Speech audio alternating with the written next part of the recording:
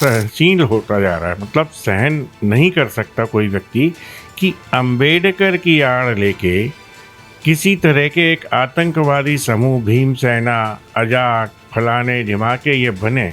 ये देखें कि अंबेडकर जो नाम दिया गया, एक्चुअल में अंबेडकर जी को जिस व्यक्ति विशेष ने, जो एक टीचर थे, उनका सरनेम अंबेडकर था, वो ब्राह्मण थे, उन टीचर ने अपना नाम दिया। एक दुष्प्रचार किया जाता है कि वो एक दलित थे। वो दलित कहाँ से थे? उन्हें तो जब भी किसी पिक्चर में, फोटो में, किसी मूर्ति के रूप में दिखाया गया, तब उन्हें हमेशा सूट बूट और टाई पहने दिखाया गया। चंद्रशेखर आज़ाद रावण, उनने कहा कि हमारी जो भीड़ है, हमारी जो दादागिरी है, उसके आगे सरकारें झुकती हैं। और अगला शब्द उनने क्या, न्यायपालिकाएं भी झुकती हैं। नमस्कार, आचरण के साथ मैं हूं TN मनीष। सवाल यह है कि हिंदुस्तान का संविधान क्या बिना विचारों के बना? सवाल यह भी है कि आखिर भारत को भारत भूमि युगे युगे क्यों कहा जाता है? आखिर भारत की शास्त्रार्थ की जो परंपरा रही वो कितनी पुरानी है? और क्या भारत में वैचारिक तौर पर पक्ष और विपक्ष के बिना लोकतंत्र का मंदिर संसद चल पाता है?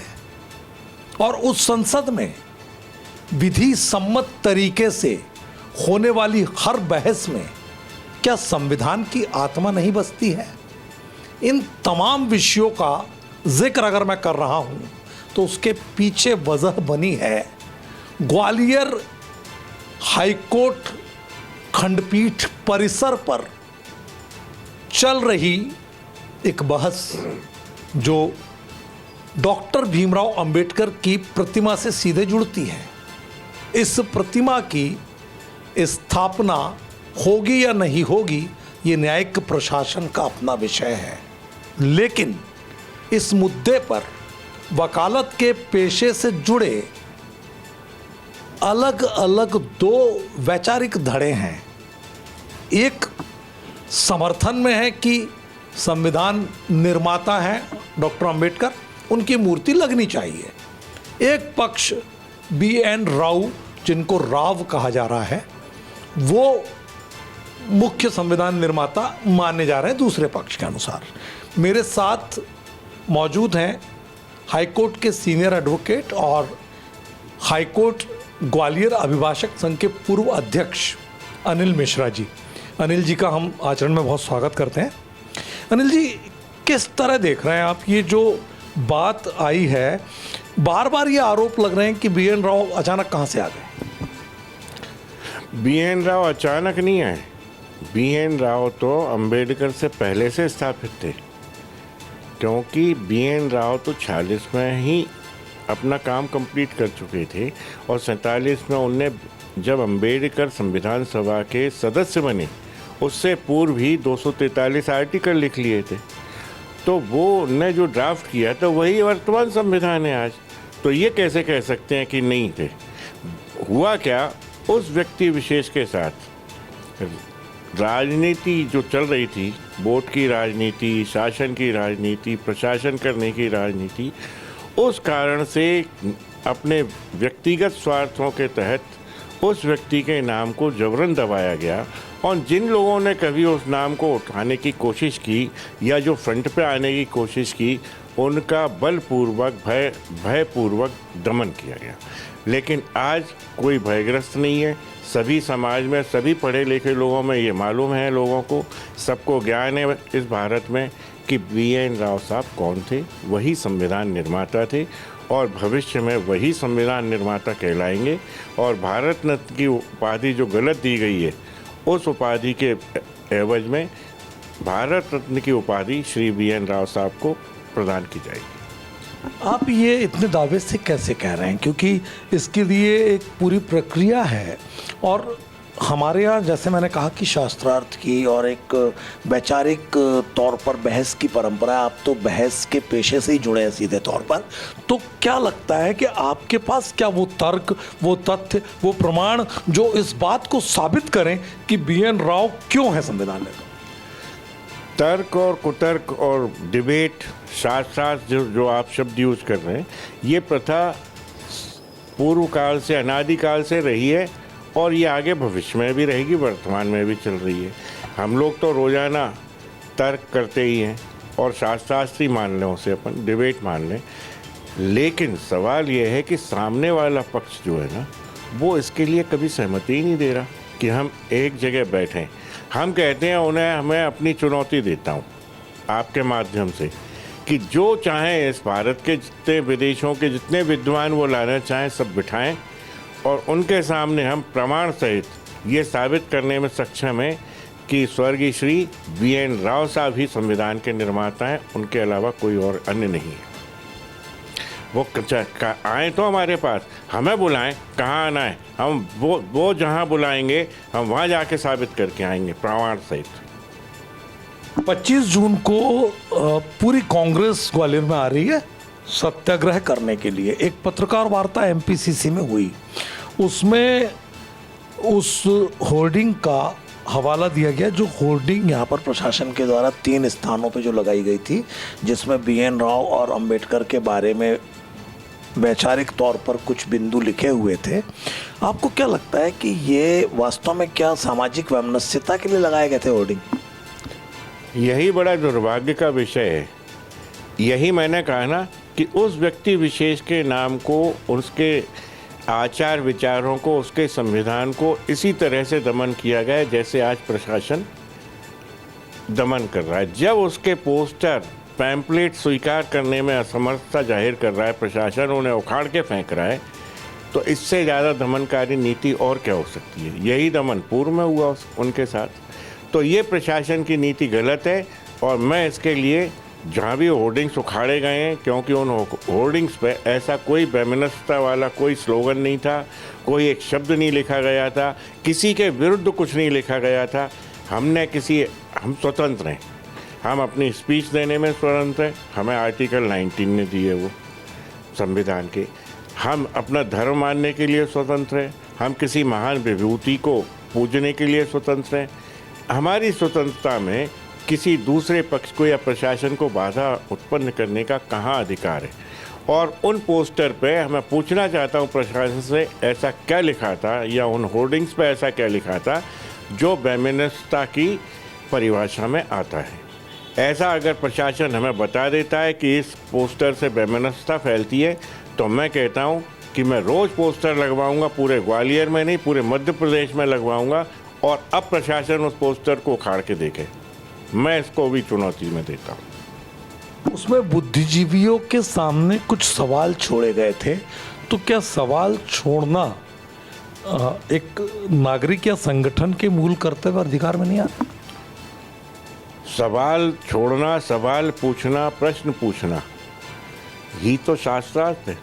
जो आपने कहा ना डिबेट है, इस डिबेट की बात तो हम कर रहे हैं, तो हमें प्रशासन कुशासन की दृष्टि से दबा रहा है, भयग्रस्त कर रहा है। हमारे उन सीधे साधे जो हमने तरीके से प्रश्न पूछे हैं, पब्लिक में पूछ रहे हैं, उनको पूछने में हमें भयभीत कर रहा है कि आप घर से ना निकलें, आप कुछ इस तरह का पोस्टर ना लगाएं, ना पैम्पलेट बांटें, ना कोई कार्यक्रम करें।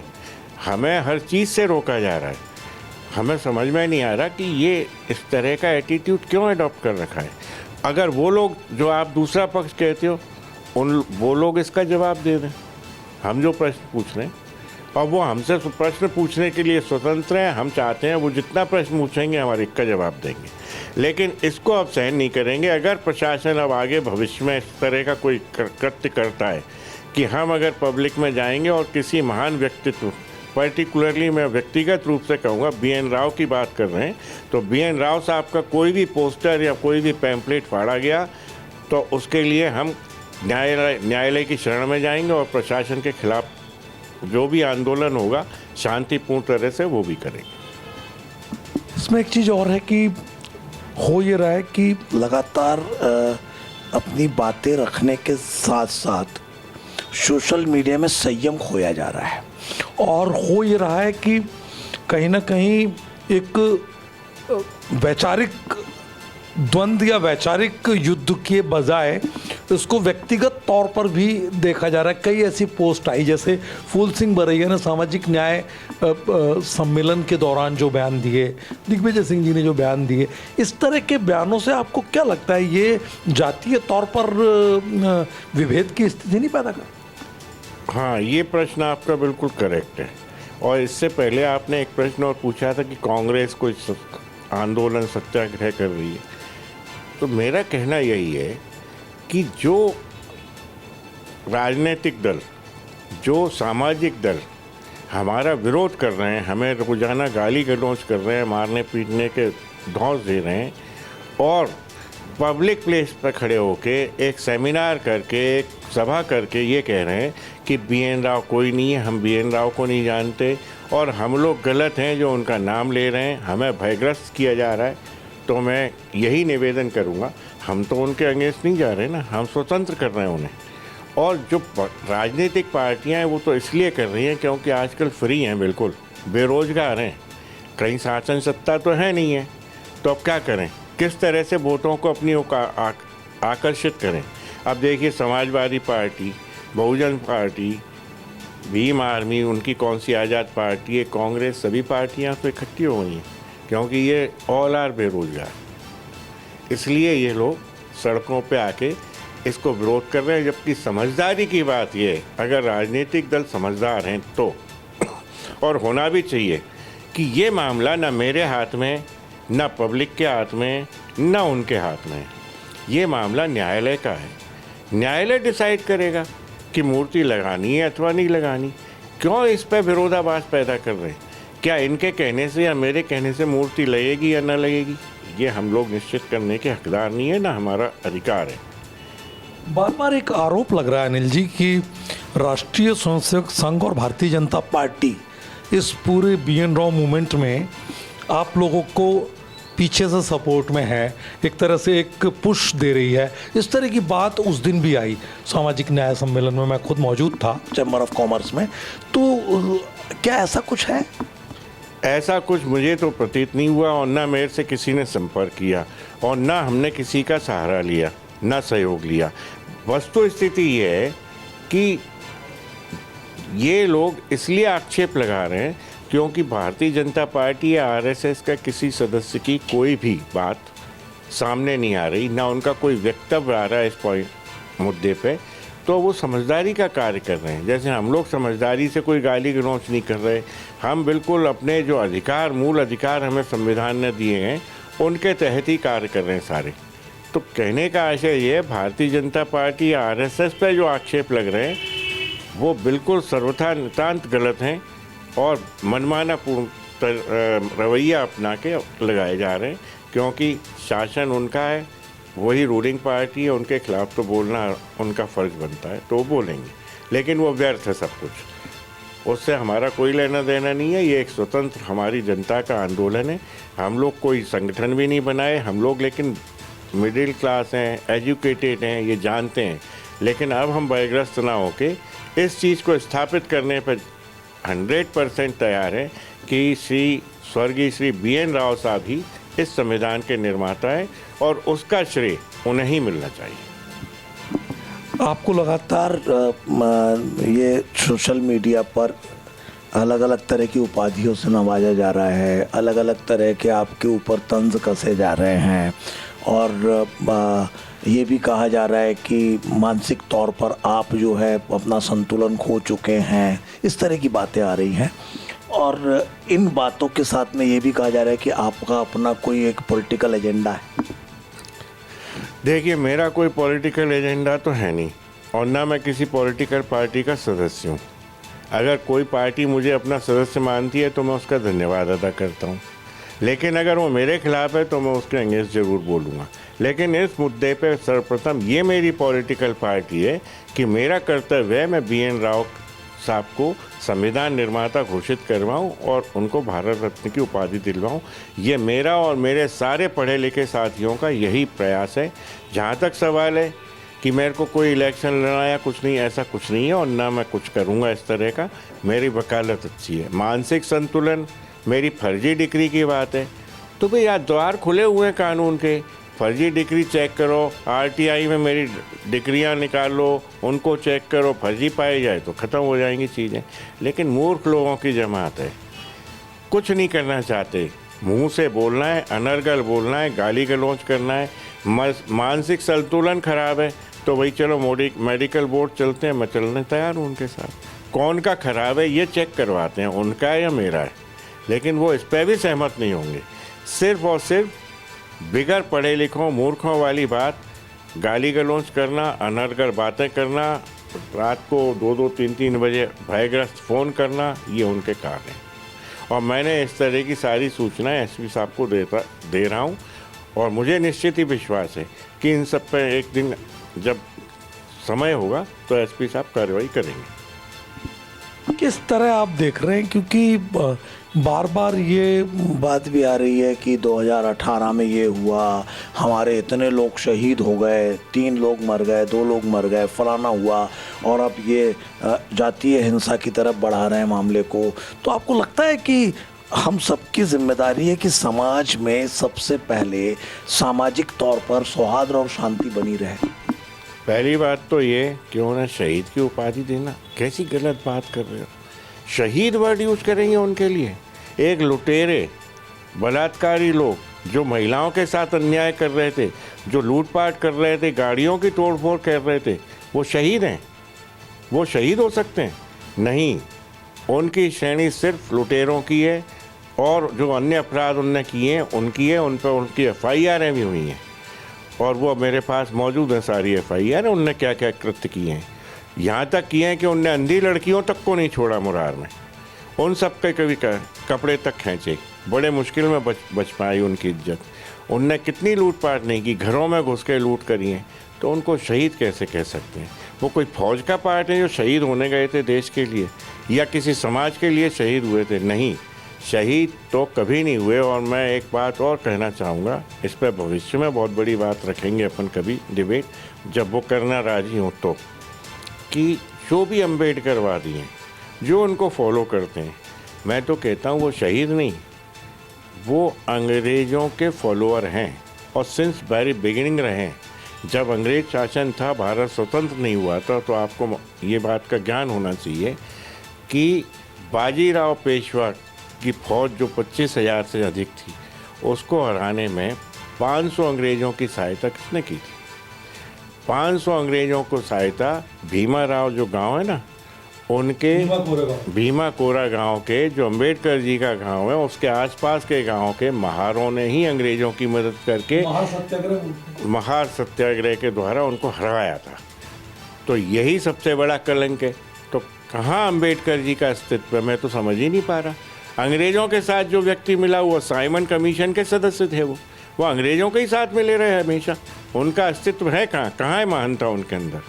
लेकिन हम फिर भी गाली नहीं दे रहे ना कि जैसे भी हैं चलो आप की मान्यता। हम लोगों ने तो बचपन से सुना पढ़ा, किताबों में भी लिखा, संविधान निर्माता हर जगह दिया गया उनको दर्जा। आपको लगता नहीं बहुत लेट हो गए? जैसे अभी आपने कहा ना कि शहीद है, लेट हुए ना, अपन 18 के बाद आज शहीद बोल रहे हैं।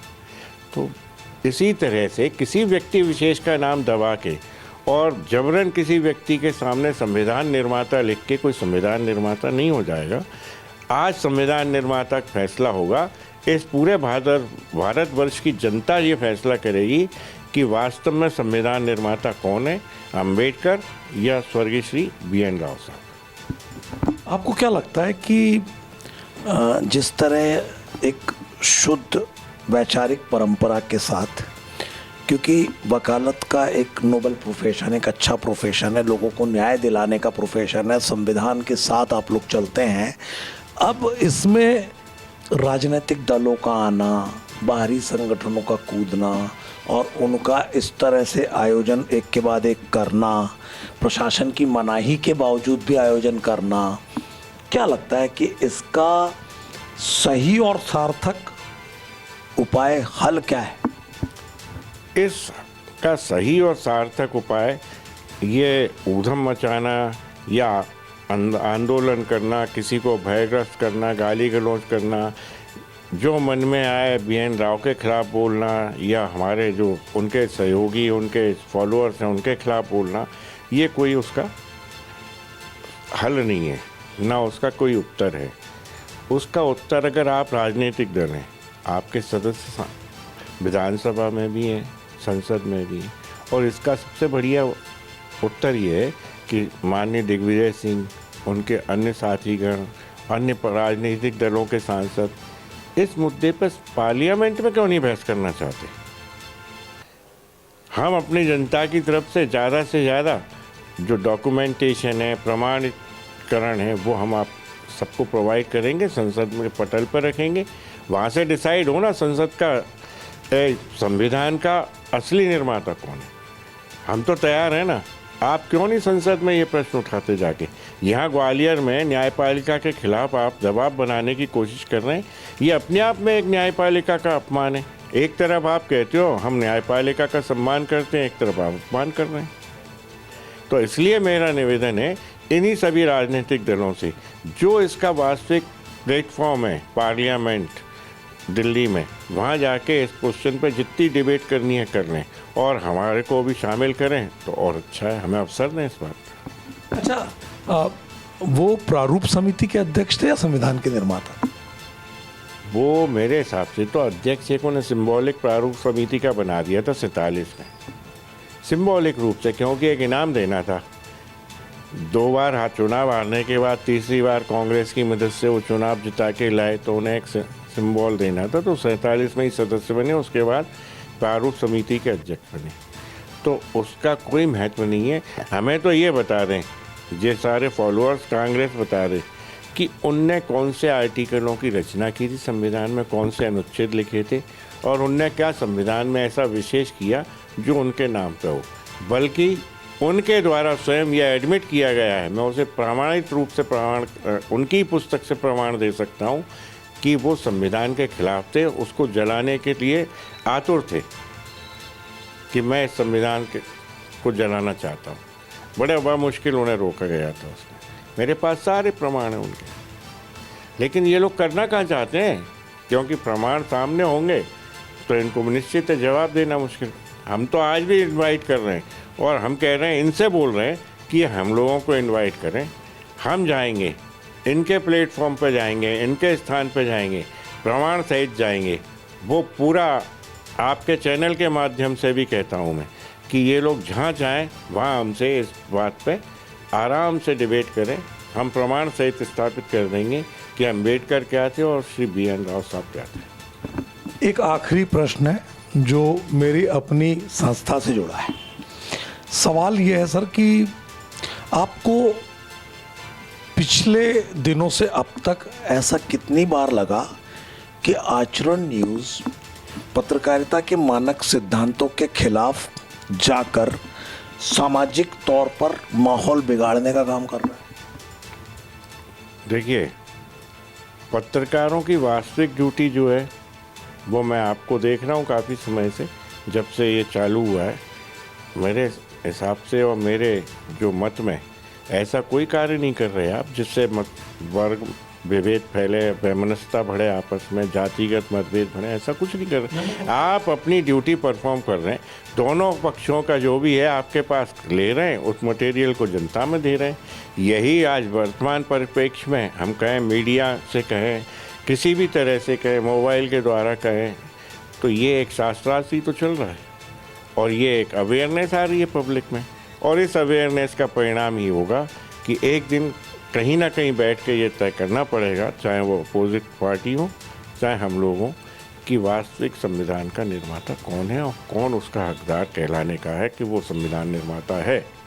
आखिरी प्रश्न, इसको गैर जरूरी बताया जा रहा है बार बार कि ये गैर जरूरी बात है, ये बात क्यों आ रही है?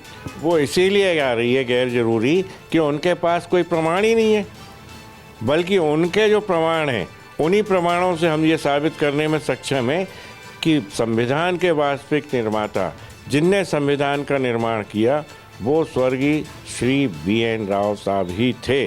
वो इसलिए नहीं बैठना चाहते डिबेट में और ना कोई प्रमाण देना चाहते। मैं तो कहता हूँ अम्बेडकर साहब की पुस्तकें ला के रख लें जो उनने लिखी हैं, उन्हीं में लिखा दिखा दूंगा मैं कि वास्तविक निर्माता कौन है। एक बात और आ रही है कि BN राव को भी श्रेय देना चाहिए, ऐसा अंबेडकर चिंतक कह रहे हैं। मेरे चैनल में ही कहा, एक डॉक्टर आए थे मेरे पास जितने, उनसे बात हुई थी। हाँ, तो अभी भी तक तो आई है ना गाड़ी, अभी भी तक आई है, अब ये ही तक आ जाएगी कुछ दिनों में कि वही संविधान निर्माता थे।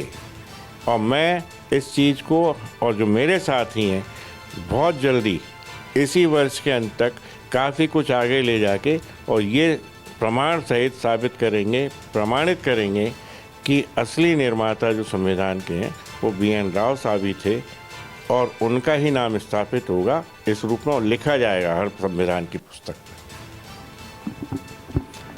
तो आप थे हमारे साथ Anil Mishra ji, senior advocate high court, और लगातार इस पूरे मामले में अगर मैं कहूँ कि इस बहस को, नई बहस को देशव्यापी स्तर तक अगर आपके विचारों से ये पहुंची है तो निश्चित है कि एक सार्थक विमर्श के साथ दोनों पक्षों के बुद्धिजीवियों को तमाम निजी विचारों से ऊपर उठकर समाज की शांति व्यवस्था, सौहार्द और इसके अलावा हमारी आने वाली पीढ़ी के सामने दूध का दूध पानी का पानी करते हुए वो तमाम तथ्य बिल्कुल आने चाहिए जो आना समय की मांग भी है, क्योंकि